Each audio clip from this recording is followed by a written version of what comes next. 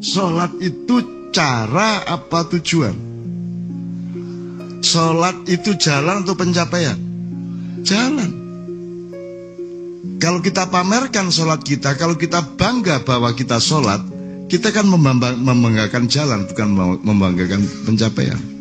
Kan sholat itu cara untuk mencapai satu tingkat akhlak, kesolehan, dan tanha anil fahsya wal munkar. Kan begitu rumusnya. Jadi orang sholat atau tidak belum merupakan parameter dari keislaman seseorang.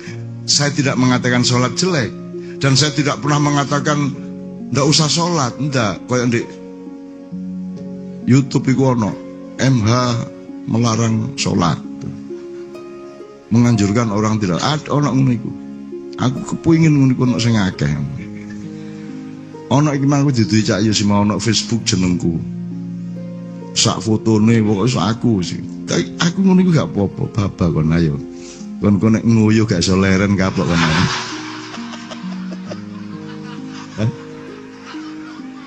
Kata wis mari begitu wis celonoan lho metu meneh. Ayo apa kon ayo. Wis wudu sembayang kae rakaat pertama lho kok metu kon kapok kon. Wis gak apa-apa kon sak karepmu sak nganut ae. Urusanmu gak karo aku, urusanmu karo sing duwe aku lak ngono ya. Ngono rek. Wong aku iki nganut karo sik aku iki mek buruh rek. Aku iki diurus karo majikanku, nek kon lapo-lapo nang aku kan urusane karo majikanku, aku lak mek nyopir truk. Lak ngono to? Nah, nek sampean punya pedoman seperti itu, Allah membela kamu. Tapi karena kamu terlalu suka sama kehendakmu sendiri, kemauan sendiri, desainmu sendiri, cita-citamu sendiri, maka ya tanggung jawab dhewe. Sekarang kalau Indonesia mau minta tolong kita, lah sampean dhewe sing njaluk ngono kok ancane. Lah saiki njaluk tolong aku lah apa sampean? Wong ancane sampean niat koyo ngono kok. Gawe Pancasila tapi gak ketuhanannya Maha Esa. Bahkan orang yang mengatakan ini bukan negara agama. Lo memang bukan negara agama secara konstitusional, tetapi secara substansial satu-satunya negara yang berketuhanannya Maha Esa cuma Indonesia. Lalu nek ketuhanannya Maha Esa ndak ada hubungan karo agama, terus Tuhan capo apa sing kok maksud itu? Lo kalau ketuhanannya Maha Esa ya apa gelem gak gelem ya iku agama jenenge rek. Ngerti nggak definisi agama? Agama siapa yang menurut Anda berhak bikin agama? Kalau malaikat, nabi, rasul, wali, sampean. Nek kon sing gawe jenenge klub sepeda. Apa meneh rek? Paguyuban, ya. Kalau manusia parpol, itu bikinan manusia. Kalau agama, ya apa meneh? Nek agama ya ono meneh nek wong modern lucu. Ini agama samawi, agama ardi. Oh, jadi ono agama sing bukan bikinan dari langit loh. Ya apa sih karepe wong-wong? Wong modern ku aneh-aneh pikirane. Kene iki sigar. Misalnya ono dibagi ini kesolehan sosial dan kesolehan pribadi. Ya apa karepe iku? Lagi sigar. Ya nek soleh pribadi gak soleh sosial itu jenenge gak soleh rek. Soleh iku ya jangkep. Nek gak jangkep iku gak soleh. Ya apa sih kon niku? Kok ono kesolehan pribadi, ono kesolehan sosial. Yo gak yo. Ya nek gak soleh secara sosial ya gak soleh jenenge karo awakmu dhewe tok. Zalim iku jenenge. Iku kaya iklan apa sih bakat itu?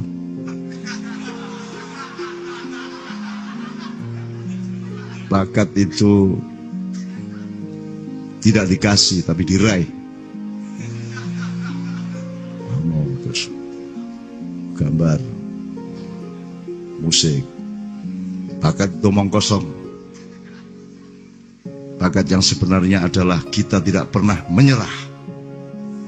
Lu nek tidak pernah menyerah itu jenenge tekad. Goblok aduh.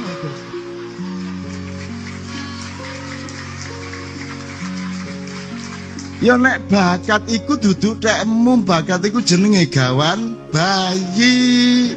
Kon dikai sadurunge lahir kon wis didaftar dikai iki. Masih kon gak sinau kuliah musik kon iso gitar iku jenenge bakat. Ya apa sih kon iku? Kon iku nek wis seneng karo sak kata, iku kok elek-elek kata-kata liyane. Lak ngono wong saiki. Ku nek wis seneng karo satu tokoh, iki apik top di Gusti Allah no, liyane setan kabeh. Lak ngono saiki. Saking senengnya tidak pernah menyerah. Hidup itu jangan pernah menyerah. Saking fanatiknya jangan pernah menyerah. Semua kata itu diterjemahkan jangan pernah menyerah. Bakat tidak pernah menyerah. Duduk bakat iku jenenge rek. Ya apa sih kon iki? Iku jenenge tekad. Ya apa arek-arek iki? Iki wong modern kok uculan uteke iki. Ucul rene, ucul ngono sih. Kayak itu tadi kayak Pak Sambil. Lho ya apa sih? Wong dibayar kok memerintah. Loh, nek ancane gak penting kata, kan berarti ndak penting Pak Muzamil. Kalau ro'en ya ro'iyah, kalau amir makmur, kalau imam makmum. Lah ngono sih. Nek murid murad, nek guru siswa. Guru kok karo murid. Loh, nek ancane kata gak penting, nek ngono bapakmu tak sebut sak karepku. Ya apa Darsono kabare? Ayo jajal aku ketemu bapakmu. No, nang dino awan-awan ngono. Murid-murid tak gak kon. Kalau memang kata tidak penting, ayo wis. Indonesia. Jare wong Madura. Alasane sesungguhnya kata adalah yang ada dalam hati.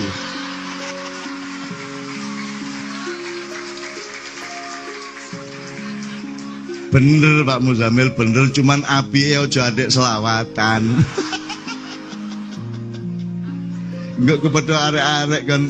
Iku suara lak cocoknya ngernet saya kira. Apa kadek nyanyi barang. Arek-arek itu. Gini loh, teman-teman ini bener saja tidak tepat gitu loh. Sebenarnya kan bagus tekad itu, orang tidak pernah menyerah, pokoknya never give up.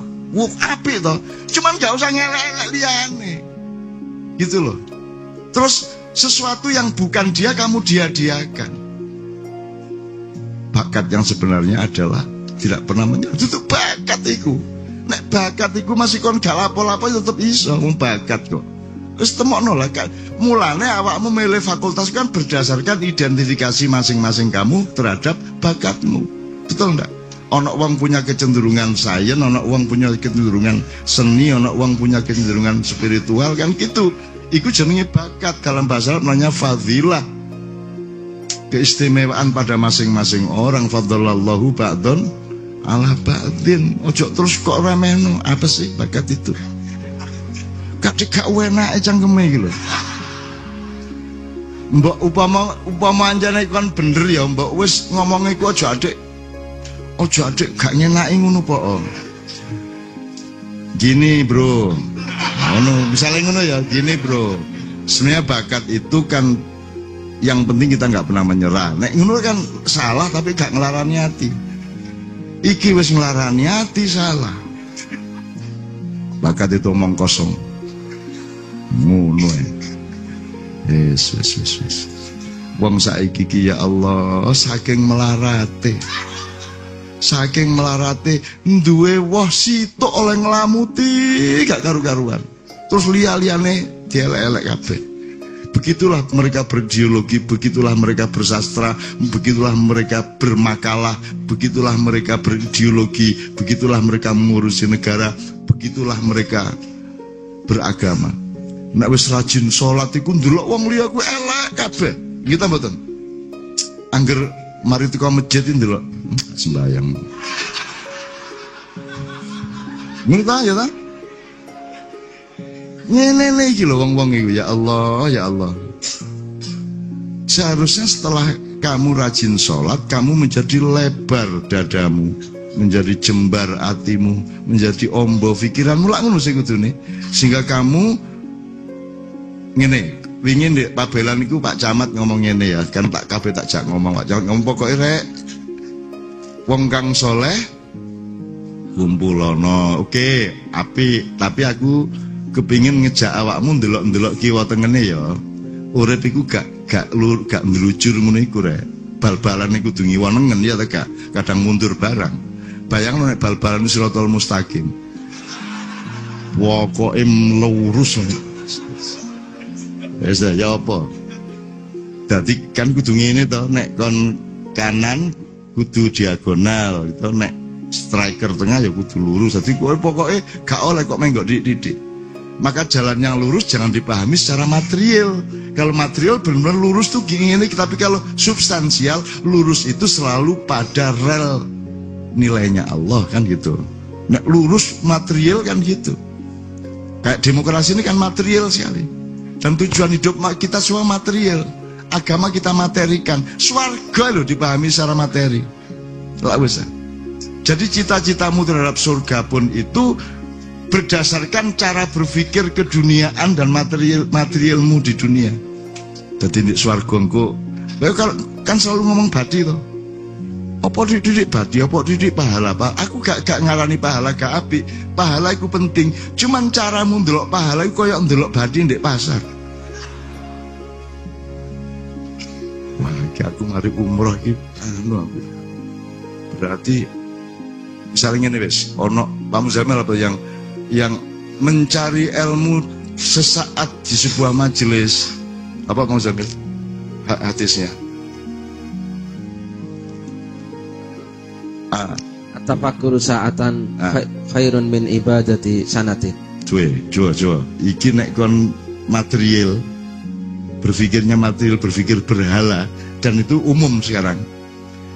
Tafakur sesaat itu lebih tinggi nilainya daripada ibadah setahun. Coba jadi kon ngene disopo meneng iki lah gak nek saatan kan ngene tok wis ngene iki gak ngene suwe. Pada saatan saja lebih baik dari ibadah setahun. Jadi nek kon ngene 5 menit bebas sembahyang 10 tahun. Itu kalau berpikir materialistik. Dan ini loh yang harus kita kritik pada era jahiliyah itu, kita tuh berpikir materialistik. Semua kamu materikan, padahal seharusnya semua materi kamu rohanikan. Uang yang material itu kamu rohanikan dengan dipakai untuk berbuat baik. Dunia ini materi, maka akhiratkan supaya ada transformasi materi ke rohani. Kan ngono jane urip iku.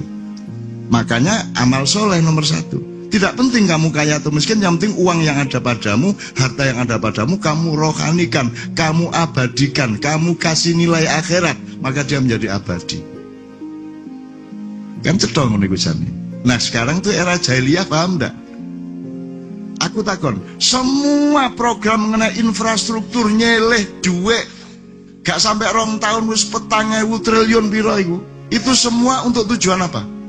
Kecuali berhala. Bener nggak? Semua berhala. Dan tidak ada yang berpikir martabat bangsa.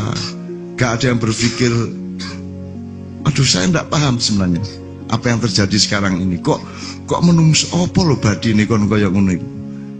Badi apa ora gak paham aku. Sing kok ora iku apa? Kon ku untung apa? Tepake iku apa gak paham. Apa? Kok kita bunuh diri bareng-bareng kayak gini ini? Teman sekalian, oke ya. Jadi maka pemimpin tadi intinya nomor 1 adalah bukan pada siapa presidennya. Tadi Pak Muzamil mengatakan nggak ada punokanya, ada Pak Muzamil, lengkap punokawannya, negarawannya ada, panembahannya ada, kerisnya ada, pusakanya ada, kita masih lengkap semuanya, kita masih punya. Cuman rakyatnya dan yang sekarang mengurusi negara itu nggak bisa ngelihat kecuali benda. Bener nggak? Nggak bisa lihat negarawan iku apa gak ro. Gak bisa ndelok wong jeneng kayak wong dia tidak cukup pikselnya, tidak cukup resolusinya, tidak cukup softwarenya. Wong arek-arek iku cek Windows 31.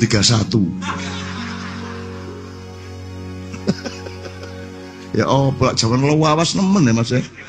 Marun ket Windows 950 saiki wis tutup Windows apa piro saiki 10 ya. Cek lumayan.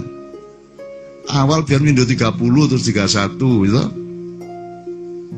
Ya apa lah nek kon mengakses mengakses data sing koyok sing kudune kelengkapan softwarenya sedemikian rupa awakmu jek Windows 31 terus ya apa? Browsing nganggo Nokia 6112. Ya apa browsingnya sing layare mek sakene ya.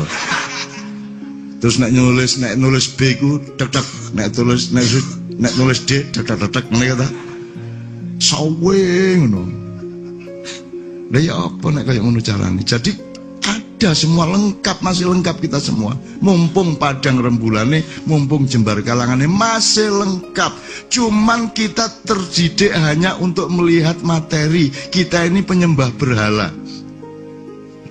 Penyembah berhala artinya bukan kok terus kon dolek terus kok kena ngene, gak. Nyembah berhala itu artinya kamu satu, kamu tidak menomorsatukan Allah yang Maha Roh, yang Maha Zat. Yang kamu nomor satukan adalah benda. Maka wani piro. Nomor dua, pikiranmu tidak berpikir selain materialistik. Gitu loh. Jadi ndelok apa itu secara materialistik. Bayangno. Sopo nangis? Saiki kan aku terakhir, sorry. Ada yang saya kritik berpuluh-puluh tahun dan tidak ada yang mau mendengarkan, tidak ada yang mau percaya sama saya. Saya kira kon di kampus itu ono seminar, ono sirasean, ono simposium itu sing memberi presentasi jenenge apa? Nah, ndak sing ditulis itu. Materinya apa coba? Gendeng toh. Materi gua pelak benda. Kok benda sih? Wong sing kok tulis iku ilmu kok benda. Lu kok materi sih? Ini jadi kita ini kok materi sih?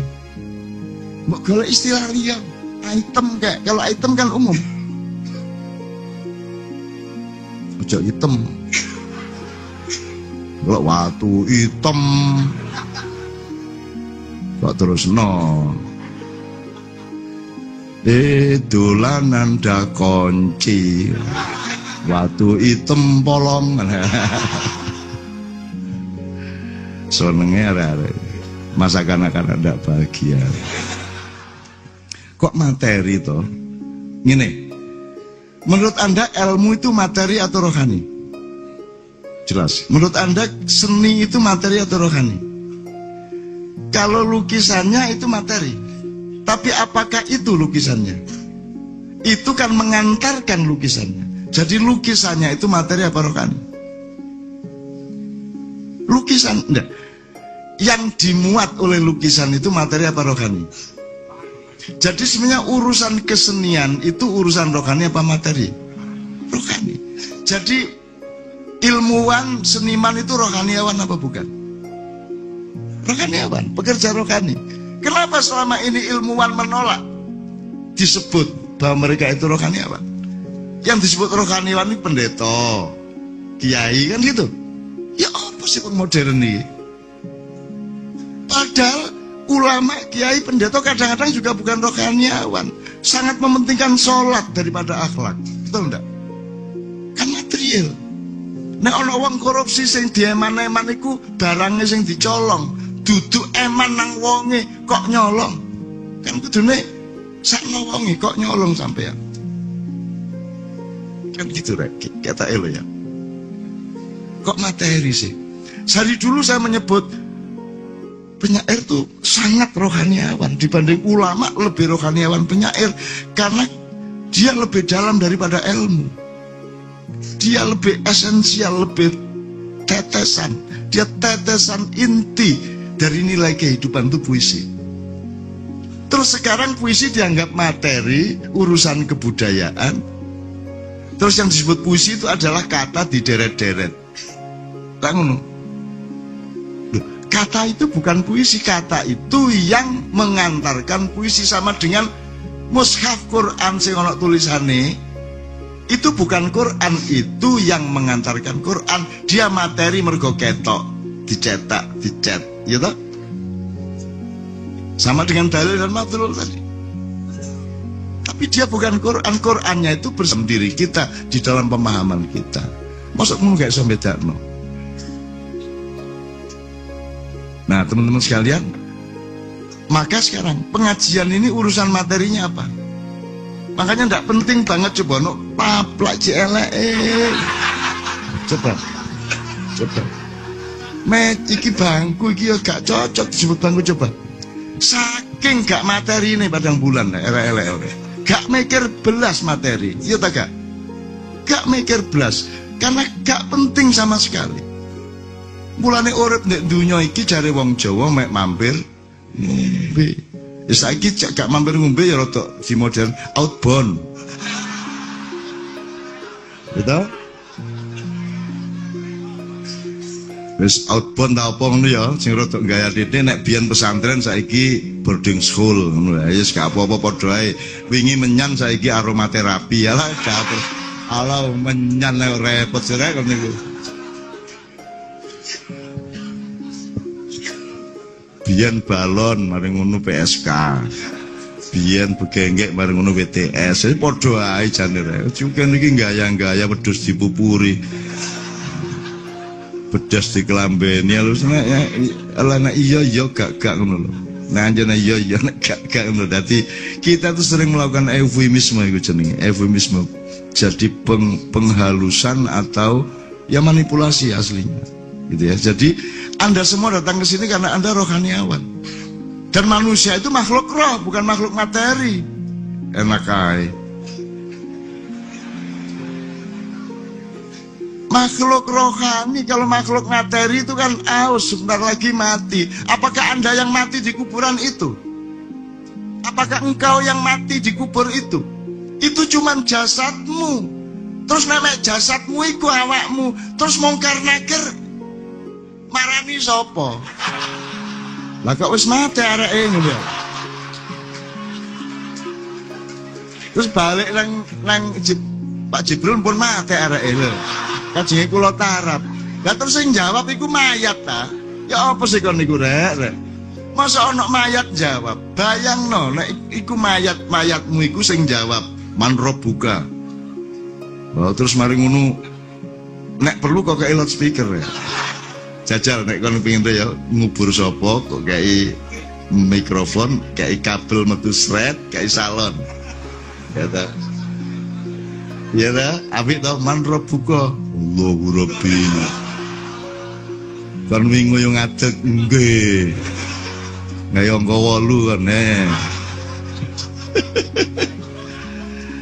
Masa kon niku sing dikubur iku rek, lak duduk sih, iku lak mushafmu to. Itu lak kata-kata. Itu bukan yang ada dalam hati, jadi jangan dilihat kata-katanya. Tapi yang dimaksud dalam hatinya. Pokoknya aku mbelani Muzamil terus. Cai kabeh eling anjene suarane elek temen. Mulane dibelani terus ya. Dadi ngono iki lho wong bingung nek karo Mak Iya iku. Ketoke mbelani padahal cake wong tambah eling nek elek. Kan iki gak karo politik kan iku, karo diplomasi uslub kan iku. Ketoke mbelani padahal neges-negesno. Kondo enggak cuman enggak ngerti, padahal nek dibahasakno sing jelas goblok kan itu. Ini bedane apa gak ngerti karo goblok? Ngono kapusan arek-arek iki. Wis mulane tak urip nek donya iku gampang jane rek. Iki mek ujian singkat. Ujian singkat. Apa to mek diluk tok?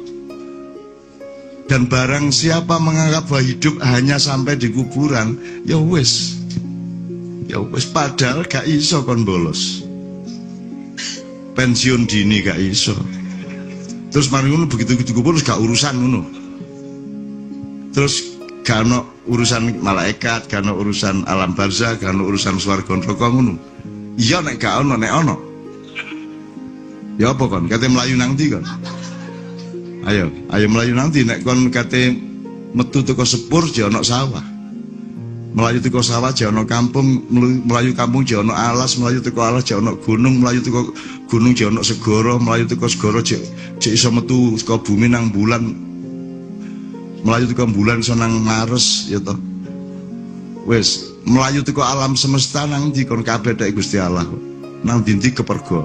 Dadi kon saiki menghindar dari kekuasaan Allah kon rono. Terus Gusti Allah, ayo aku ndek ngene. Ya, kepergok terus karo Gusti Allah. Nang ndi mlayu kan ayo. Singitono nang ndi kan mesti kepergok Gusti Allah. Ayo wis, ayo singitono kan ayo mlayu wis. Nduk cepitan alas kono wis. Terus Gusti Allah ora piye kabar le. Jingkat semaput yon ya. Kan Allah kan sahabat sehari-harimu. Kan begitu. Makanya saya memakai bahasa seperti itu. Bahwa saya terlalu rileks. Lah terus ya apa ngaku? Ya apa harus pakai bahasa buku? Wahai Allah, dari manakah engkau tadi? Kalau bojomu engkau ngau bahasa buku, Dek. Apakah malam hari ini bisa engkau izinkan aku untuk memasukkan?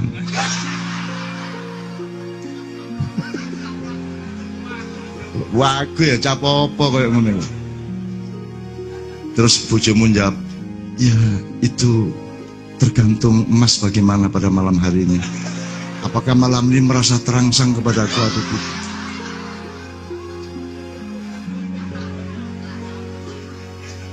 Dan ini anak bojo ngono ya apik ya, apik. Dik, iya Mas.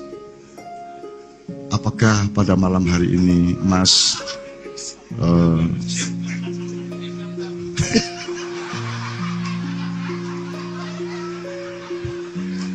oleh bojo arek Jawa Timur sentak kan. Ya ta dul, wis ta dul.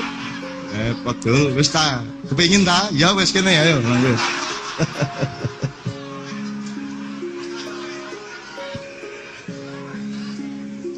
Mosok kon digedulinan karo urip. Ojo gelem digedulinan kon. Apa meneh urip dalam arti cuman materi, jangan mau kamu dijadikan mainan. Kamu harus mempermainkan.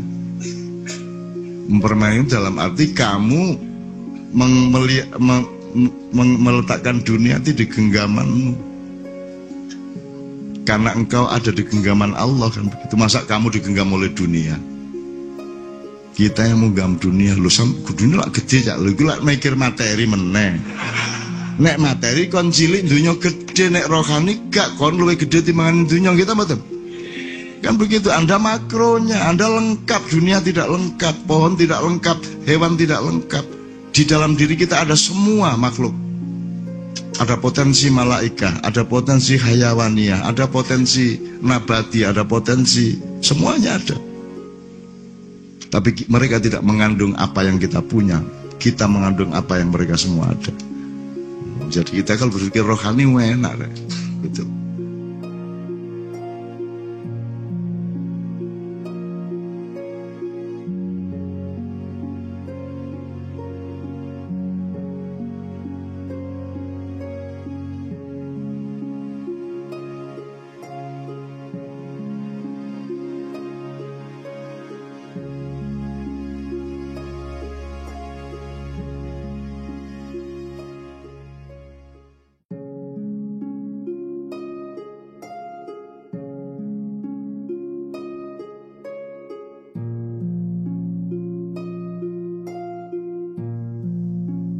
Assalamualaikum warahmatullahi wabarakatuh.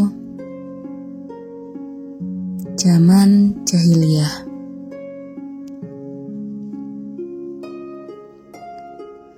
Belum pernah ada penjelasan terinci mengenai keadaan edan bagaimana yang berlangsung di masa Ronggo Warsito 1,5 abad yang lalu. Moral rusak. Moral siapa yang rusak? Moral masyarakat ataukah moral para pamong negara atau semua? Moral yang apaan? Tidak jujur? Saling menikam nasib, menjilat, korupsi, bahkan menjajah. Mungkin yang semua itu, tapi apa kunci pokoknya? Manusia di zaman sesudah itu tak pernah sungguh-sungguh bertanya. Barangkali karena mereka langsung paham Dan itu karena memang mereka secara langsung berada di dalam keedanan yang semacam itu juga. Pokoknya, baik pedagang gerobak, tukang becak atau menteri, langsung saja mengerti yang disebut zaman edan. Mataram di masa Ronggowarsito tak memiliki keadaan luar biasa yang bisa dijadikan indikator dari keedanan. Maka Mataram Amangkurat II mestinya lebih edan lagi. Maka zaman imperialisme Majapahit juga tak kalah edannya. Zaman Beratus Kecamuk Jawa Kediri Singasari juga sami mawon. Kecuali kalau datang kepada kita seorang pakar yang menjelaskan frame sosial budaya, sosial politik, atau apa saja yang menunjuk secara jelas keedanan itu. Maka kemudian dekade-dekade sudah sang bujangga yang terus di bawah Walondo itu juga tidak memiliki alasan untuk tak bisa disebut zaman edan. Dan lantas beberapa dasawarsa terakhir ini kita juga cukup sibuk menyebut zaman Orde Lama adalah sebuah contoh tajam dari zaman edan. Dan akhirnya tiba-tiba saja Pak Harto, presiden kita sampai sekarang ini, memperingatkan para pemuda bangsa agar eling lan waspada di tengah zaman edan ini. Edan jadi sekarang ini zaman edan toh. Lah kapan tidak edan? Sejak Kabil dan Habil, sejak umat Nuh, para Fir'aun abad pertengahan Eropa, sampai zaman pintar dan canggih ini, kok edan terus, padahal edan itu lebih gawat dibanding jahiliyah. Jahiliyah itu keedanan yang muncul merambah karena kebodohan, ketidaktahuan, atau dengan bahasa agama, karena petunjuk Allah belum sampai kepada para pelakunya. Adapun edan itu sudah pintar-pintar, buku menjejali dinding, punya komputer, bisa membidik planet, mampu menusukkan jarum ke pusat bumi, sanggup melakukan pembaruan-pembaruan di bidang yang bermacam-macam termasuk agama. Tapi kita insya Allah tidak edan, namun justru karena itu maka kita tampak edan. Zaman jahiliyah, semua kesulitan, masalah, bencana, timpaan kehancuran dalam skala kecil maupun besar, pintu solusinya dari Allah hanya satu kata, tinggal pilih salah satu di antara bangunan thoriqoh dari Allah yang mendasar, iman, Islam, ihsan, takwa dan tawakal. Atau yang lebih praktis ya sabar dan sholat. Setiap kata merupakan pintu bagi kata lainnya. Kita tidak bisa menyebut salah satu tanpa bertransformasi, berdialektika atau berkomprehensi dengan 4 kata lainnya. Ia gerbang yang bisa dimasuki oleh empunya masalah, kemudian bekerja sama dengan 4 dimensi lainnya. Saya sebut pintu solusi. Pintunya bukan solusinya, sebab solusinya ada di tangan Allah. Kita hanya memasuki pintu itu untuk berjuang, berharap, bersujud, mengemis-ngemis agar tiba di garis atau titik solusi. Kemudian setelah kamu berduka cita, Allah menurunkan kepada kamu keamanan berupa kantuk yang meliputi segolongan daripada kamu, sedang segolongan lagi telah dicemaskan oleh diri mereka sendiri. Mereka menyangka yang tidak benar terhadap Allah seperti sangkaan jahiliyah, dan mereka berkata, apakah ada bagi kita barang sesuatu atau hak campur tangan dalam urusan ini? Katakanlah sesungguhnya urusan itu seluruhnya di tangan Allah. Mereka menyembunyikan dalam hati mereka apa yang tidak mereka terangkan kepadamu. Mereka berkata, sekiranya ada bagi kita barang sesuatu atau hak campur tangan dalam urusan ini, niscaya kita tidak akan dibunuh atau dikalahkan di sini. Katakanlah, sekiranya kamu berada di rumahmu, niscaya orang-orang yang telah ditakdirkan akan mati, terbunuh itu keluar juga ke tempat mereka terbunuh. Dan Allah berbuat demikian untuk menguji apa yang ada di dalam dadamu dan untuk membersihkan apa yang ada di dalam hatimu. Allah mengetahui segala isi hati. Sesungguhnya urusan itu seluruhnya di tangan Allah. Jadi kita manusia memproklamasikan kemandirian, kedaulatan, hak asasi, bahkan ilmu dan teknologi, beserta segala kemampuan yang menyertainya. Sesungguhnya itu berlaku hanya dalam lingkup tertentu yang sangat kecil dan terbatas.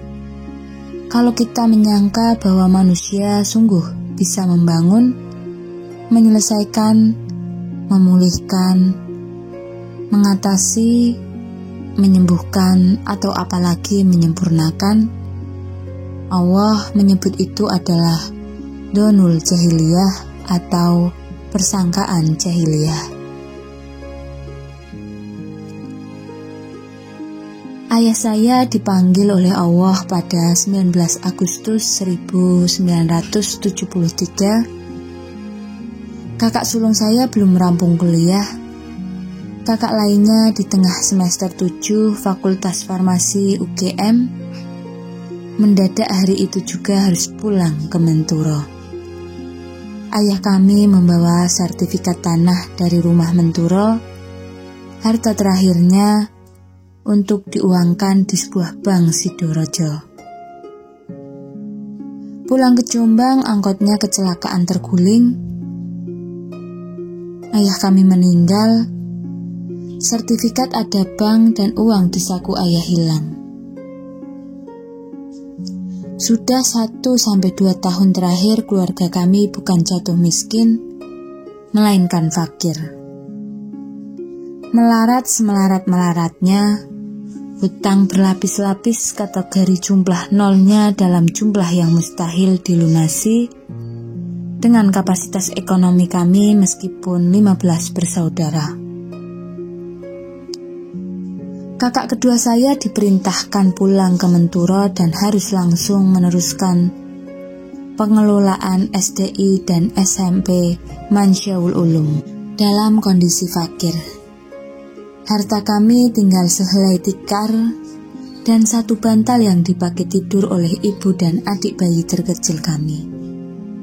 Bagian-bagian dari bangunan rumah dijual, termasuk meja kursi, almari, rak, semua kayu dan apa saja untuk mempertahankan hidup.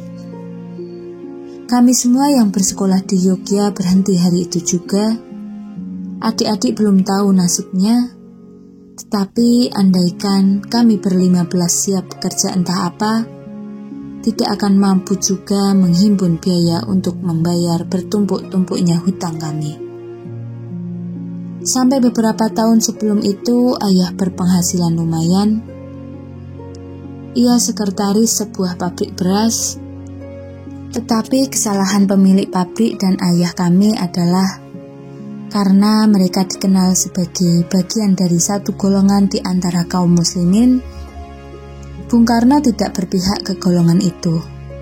Bahkan ia membubarkannya, maka golongan Islam lainnya yang memusuhinya bekerja sama dengan PKI, menghancur leburkan semua eksistensi dan aset golongan yang dibubarkan itu.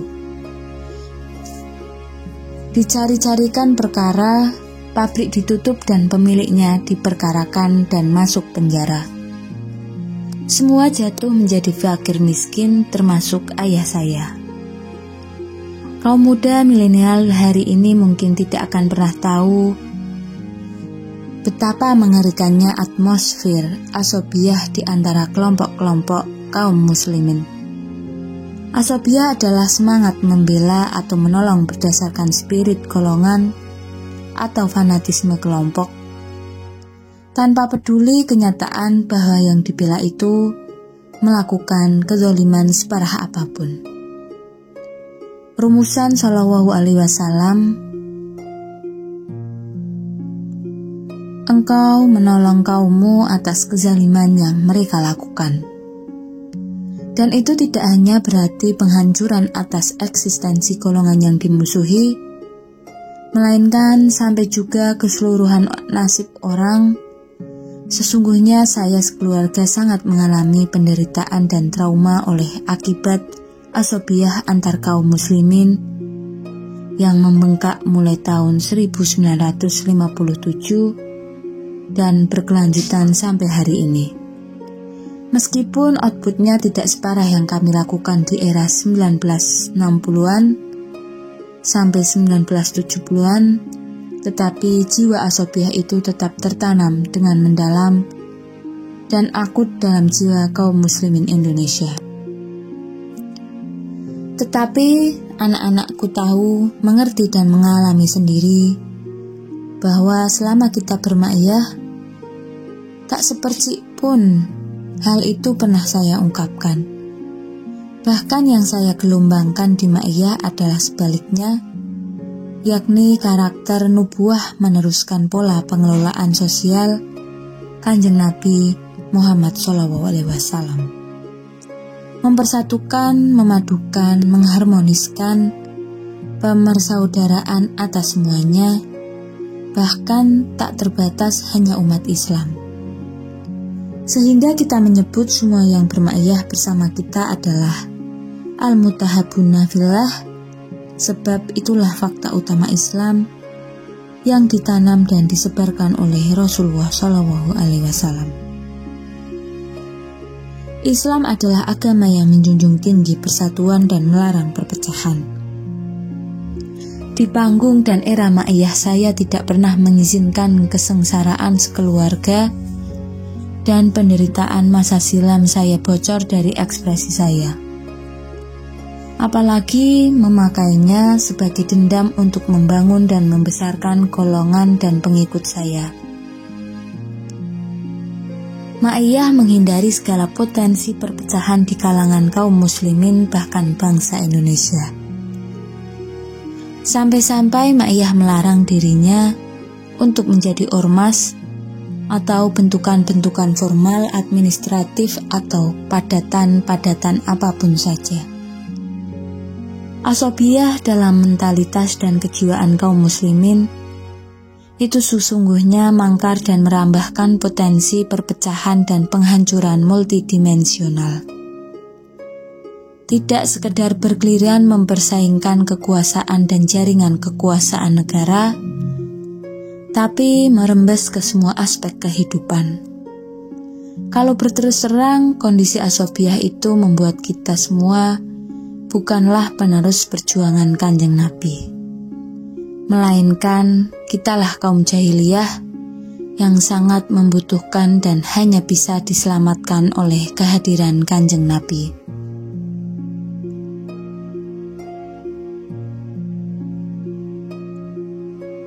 Bagaimana kami menggeliat dan bangun atau bangkit dari kehancuran dan kekafiran, kefakiran? Jawabannya adalah iman, Islam, ihsan, takwa dan tawakal atau riyadhahnya, sabar dan sholat.